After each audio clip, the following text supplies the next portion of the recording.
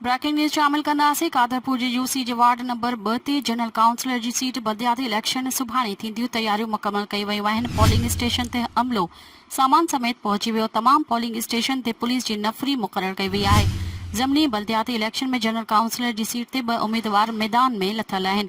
Pakistan peoples party तरफ़ां Bashir Ahmad Bhutto, JUI तरफ़ां बरकत भुट्टो चूंड विढ़ंदा। इलेक्शन कमीशन मूजिब त यूसी कादरपुर जे वार्ड नंबर 2 ते टोटल 3500 वोट दाख़िल आहिनि। तमाम पोलिंग स्टेशन खे हसास करार ॾिनो वियो आहे, जंहिं ते ASP DSP घोटकी पाण सिक्योरिटी जा इंतज़ाम संभालींदा।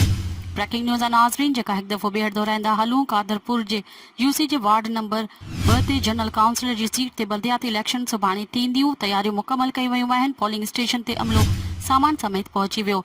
तमाम पोलिंग स्टेशन ते पुलिस जी नफ़री मुक़रर कई वई आहे।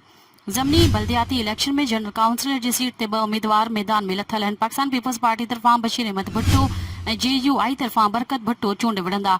इलेक्शन कमीशन मूजिब त यूसी कादरपुर जे वार्ड नंबर 2 ते टोटल 3500 वोट दाख़िल थींदा। तमाम पोलिंग स्टेशन खे हसार करार ॾिनो वियो आहे, जंहिं ते ASP DSP घोटकी पाण सिक्योरिटी जा इंतज़ाम संभालींदा।